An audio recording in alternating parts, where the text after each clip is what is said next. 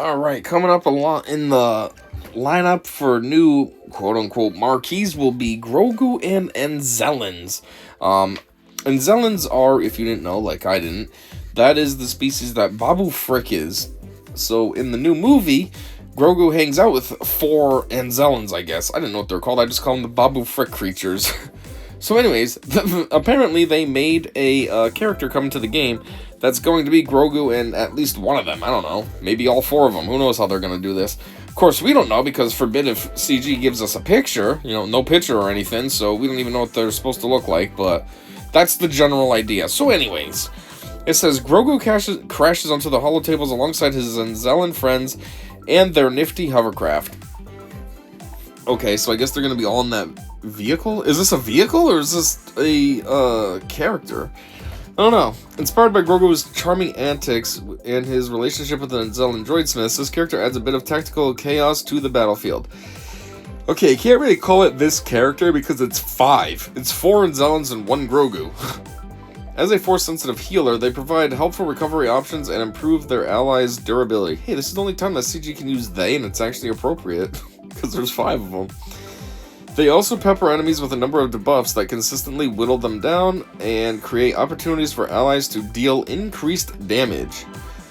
Grogu and Anzellan synergize with both Mandalorian and New Republic allies, providing extra utility when used on a team with fellow members of these factions. Oh, that's weird. They're telling us when this event will be. Grogu and Anzellan's Marquee event begins June 30 at 11 a.m. Pacific. That's weird, so it's the very end of the month. Why is it so far out? I'm trying to think what they have in between there. I mean, we're gonna have, I don't remember what her name is, but the girl, not Carson Teva, I keep thinking Carson Teva, that's a guy. Colonel something, she's coming up pretty dang soon, and then that's gonna be 2 weeks, because there's the 1 week where you can do the unlock stuff, and then the next week with the eras, marquees, whatever. But then what comes after that? Because it's still 2 more weeks before it's the 30th at least. Anyways, I was also just thinking, there's a lot of Grogus in this game, but so far there's not really one that's just Grogu. You know what I mean? We have Grogu on the backpack thing with IG-11. We have Grogu that shows up with Mandalorian Beskar armor. We have Grogu and IG-11 when he's like in the cockpit controlling it like he does in, I forget which season it is, season 2 or season 3. I think it's season 3 where he's controlling the IG-11. Now there's a Grogu and Anzellans. Like, there's 4 Grogus, but not really. It's kind of goofy. Anyways, light side, duh. Healer, Mandalorian, New Republic, unaligned Force user. Yeah, I guess so. It's pretty true. Because he immediately rejected being a Jedi. So, he's Force sensitive, but doesn't want to be trained at all. So anyways, basic ability. Good shot, baby! That's what the Anzellan said all the time to him. Final text. Deal 1 true damage to target enemy, inflict 1 stack of off balance for 1 turn. What's up with all these ones? During Grogu and Anzellan's turn, inflict 1 stack of Force influence for 1 turn. During enemy turns, ability block them for 1 turn. Grogu and Anzellans and a random support ally gain tenacity up for 2 turns. And this move only does 1 damage? Okay, it's kind of worthless. I mean, I get it. It does all this other stuff, but like, 1 damage? Alright. Synergies. Although this ability doesn't deal much damage on its own, it has the potential to reduce enemy turn meter, hinder their out-of-turn attacks, and prevent enemy buffs. When combined with the New Republic team's counterattack mechanics, it can be a potent source of ability block as well. Inspiration. Grogu has shown his skill with Mandalorian training darts on at least 2 occasions. The glimpse we saw of him using this tool in the movie shows how inhibiting a well-placed shot can be. The Anzellan's comment also happened to make for a great ability name. Fac Clarity. Wait, so which effects trigger on and... Wait, so which effects trigger on, turn, and off turn? That's a confusing question. That doesn't clarify anything. Grogu and Anzellans will inflict the target enemy with 1 stack of off balance, regardless of whose turn it is. On their turn, they will also inflict 1 stack of Force influence in addition to off balance. During enemy turns, Grogu and Anzellans will again inflict the target enemy with 1 stack of off balance and ability block them. Special 1, tune-up, cooldown 3. Final text. Equalize all allies' health. Okay, so that's just like what Barris does with her heal. Equalizes everyone's health. Then grant them defense up for 2 turns, and attacker and tank allies gain 1 stack of endure for 1 turn. Okay. That's kind of funny, because that last character, the one I was trying to think of who's releasing soon, whatever her name is, Colonel something, she had abilities that only focused on healers and supports. And I said, what about attackers and tanks? And then it's kind of funny, because this one is focusing on attackers and tanks and not the healers and supports. Although they're completely, not really, I was going to say completely different factions, but no, because this character has New Republic synergy as well. So you could actually have them both on the same team. And I guess it would cover everybody. Mandalorian or New Republic allies recover 30% of their max health and gain 2 stacks of heal over time for 2 turns.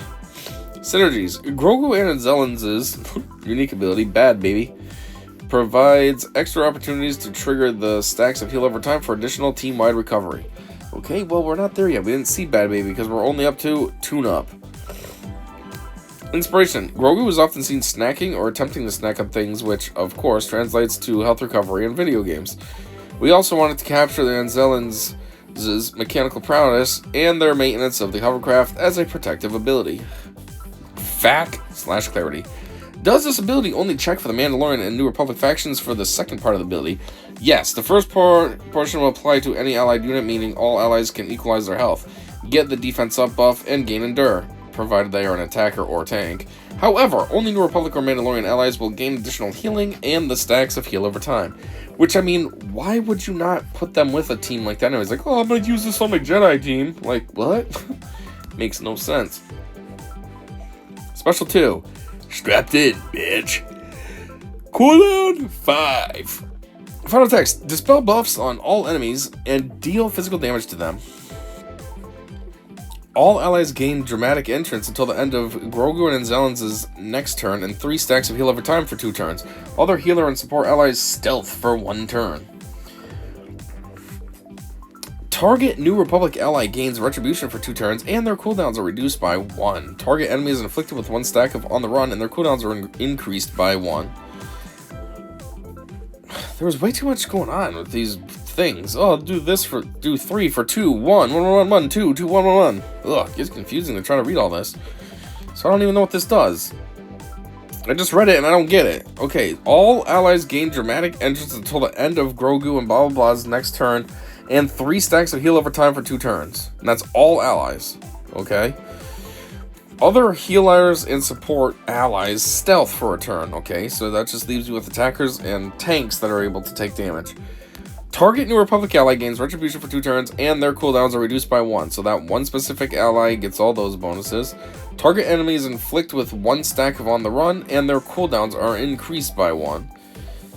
Okay, on the run works with that other character that I keep not being able to remember her name, because her second special actually works with that ability to make it so then as long as an enemy is counterattacking, if an ally is counterattacking and an enemy has on the run, then they can get a mass assist. Okay. Anyways, synergies. The heal over time stacks granted here are also able to be triggered by Grogu and Anzellans' unique ability Bad Baby for even more heals. The retribution granted by this ability provides New Republic allies additional chances to counterattack and inflicts 1 stack of on the run, adding to the team-wide mechanics. Inspiration. While on the Razor Crest, Din Djarin tells Grogu to strap in as they prepare to embark on their journey. This quote combined with a daring, perhaps even dramatic, attack from the hovercraft made for an amusing ability. I'm trying to think of that part in the movie. I don't remember that. I remember when he said strap in. I don't remember a daring and perhaps dramatic attack, though. Well, anyway. Fact/clarity. What is dramatic entrance again? I don't think we were ever told. Maybe we were. I don't know. Dramatic entrance is plus 25% offense, deal bonus, true damage equal to 10% of the target's max health, which can't be evaded, gain 20% turn meter, and dramatic entrance for 2 turns if this unit defeats an enemy. Okay. Well, finally, we're gonna learn about this dumb Bad Baby stuff, which just makes me think of Danielle Bergoli. Zeta plus an Omicron. Okay, so this is probably your best move because it has both of those things on it. So, final text. At the start of battle, if all allies are New Republic, allies gain 30% max health and protection and deflective ward for 1 turn until they take damage. You know, saying deflective ward makes me think of Dementium the Ward. You ever play that game or hear that game on Nintendo DS? That was a pretty good game. It was like a survival horror type game. You start in like a hospital. You're in a room like you were being operated on or something. And then you get up and you're supposed to explore. It's almost like how it starts with Rick in Walking Dead. You know, how he's alone and he's kind of just wandering around. That's like you. The only difference is in Dementium the Ward, it's dark. You have a flashlight. And, yeah, you're just walking around corridors. And, of course, there's creepy creatures like Silent Hills style type things. And, yeah. For DS, though, it was a pretty solid game, and I feel like it's extra scary because you're just looking at this small screen that's, like, right in your face versus, like, playing on your TV when you could be sitting, you know, 10 feet away. You can't really be 10 feet away from your DS screen. You can only be as far away as your arm lengths are. So, anyways, it's a random little tangent, but deflective ward just makes me think of Dementium the Ward. They probably have, like, similar amount of letters, too. Anyways, whenever an attacker or tank ally loses deflective ward, retaliate, retribution, or a taunt effect, trigger their stacks of heal over time. Well, there it is. So you can keep stacking those heal over times and those other abilities, and then this is how you can trigger them. Anyway, I mean, they trigger naturally anyways because it's over time, but this just makes it go faster. It's kind of like when you stack up all your thermal detonators using Jawas, and because like versus a Geonosian squad where they kind of just stack the things on them by themselves because of the Jawas' unique abilities. But then you can throw a thermal detonator exploder and boom, get them all handled. So you either wait a few turns or just get it done right then and there. That's just like this with the heal over times. Anyhow, at the start of each enemy turn, Grogu and Anzellans gain 5% defense stacking until the end of their next turn. Allies ignore taunt effects during enemy turns. If there is an allied New Republic Galactic Legend, or there are no other Galactic Legends in battle, whenever a New Republic ally is stunned during an enemy's turn, dispel it and reduce their cooldowns by 1. And whenever a New Republic ally is dazed, dispel it and they recover 20% health. While in Grand Arenas, so this is the Omicron, if all allies are Mandalorian or New Republic, and there is an allied New Republic Galactic Legend, or there are no other Galactic Legends in battle, at the start of battle, allies gain an additional 20% max health and protection and deflective ward for 1 turn or until they take damage. Whenever Grogu and Anzellans use a special ability, they gain untargetable for 1 turn. So what is that, like an extreme reverse taunt? Like, nope, can't get me no matter what. Is it kind of like the situation with Mon Mothma? Anyhow, synergies. Anyways, actually, what I wanted to say was this Omicron kind of sucks. I mean, that does not do very much. All it does is make it so that you gain a 20% extra health and protection, and deflective ward for 1 turn, and you gain untargetable for a turn whenever Grogu and Anzellans use a special ability. Like, that's it. I mean, I guess the best part of that is to be untargetable, but, like, it's really not that great. Plus, it's... I don't know, I was gonna say, that untargetable stuff really benefits just Grogu and the Anzellans character. It doesn't really benefit the team. So I feel like a good Omicron benefits everybody, not just one character. Like, oh, I'm working for myself.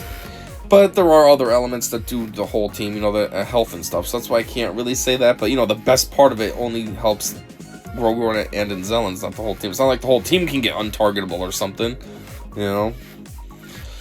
Anyway, synergies. This ability synergizes with Grogu and Anzellans' 2 special abilities, and also with a variety of buffs allies gain from their own kits.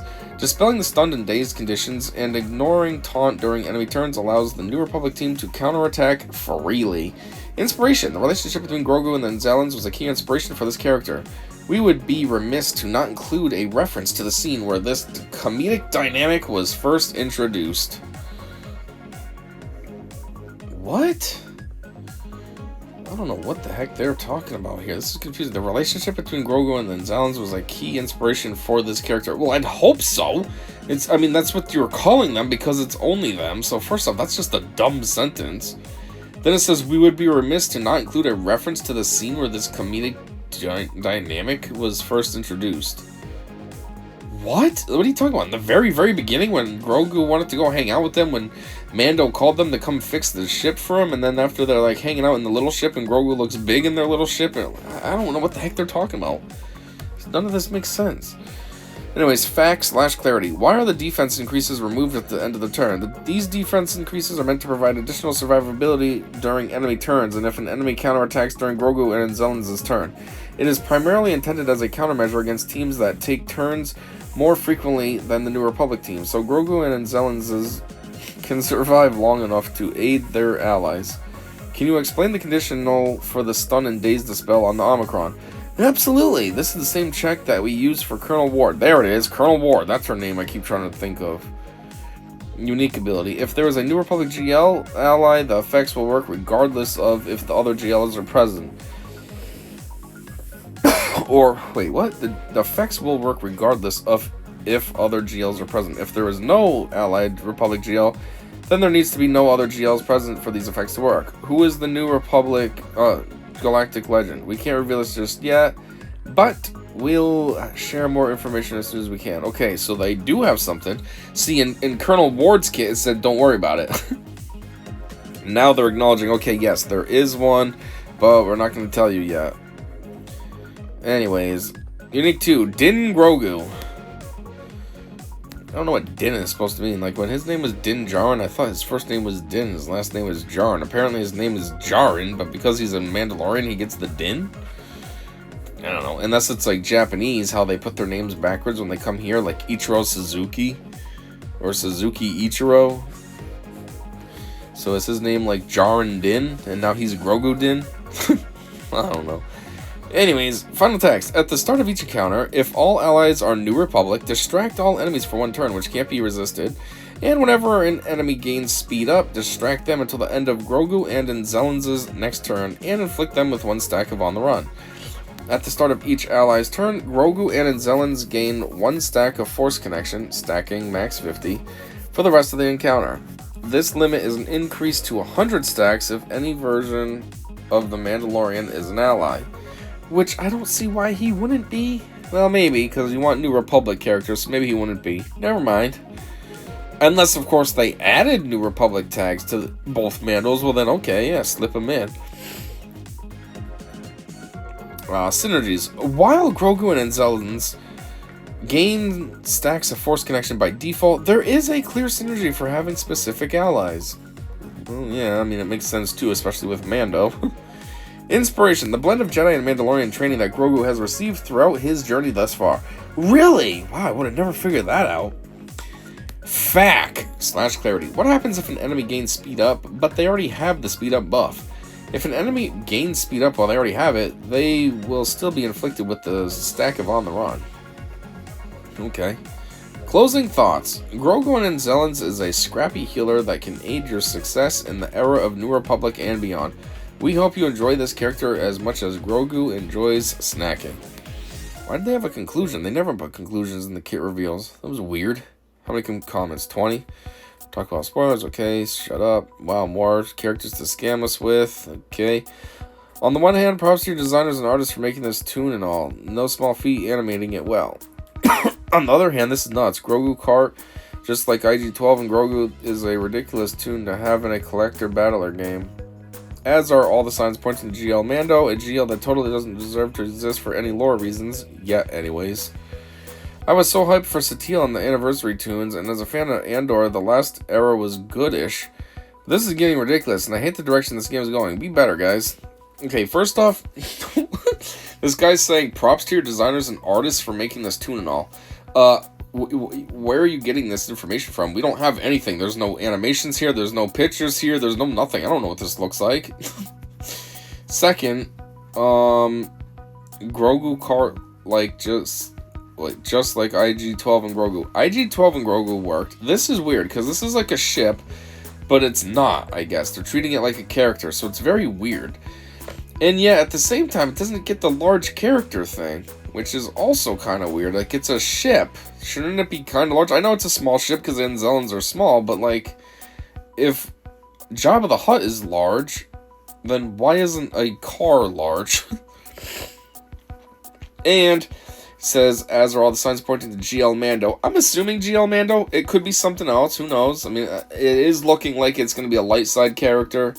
So, could be GL Mando. Could be, like I said in the last video, maybe it'll be something random like a GL Grief Karga or something, just to give some love to Carl Weathers or something. I don't know. But it's probably going to be a GL Mando. But this guy says that totally doesn't deserve to exist for any lore reasons. I mean, in the context of what a galactic legend is supposed to be, yes, it's supposed to be something that's a galactic legend. I don't think Mando really is a GL. Just like they did with the last one with, Hondo. Hondo's not a dang GL, like, what? They just keep pulling anything stupid and making it a top-tier character for no reason. I mean, Mando's gaining some credibility, at least, because of the show and now this movie and stuff, but, like, he ain't a GL. Some GLs work. Jabba being a GL works. Obi-Wan being a GL works. Lord Vader being a GL? Sort of. I mean, Darth Vader's a GL, but Lord Vader was Anakin when he first fell. Is that really a GL? I don't know.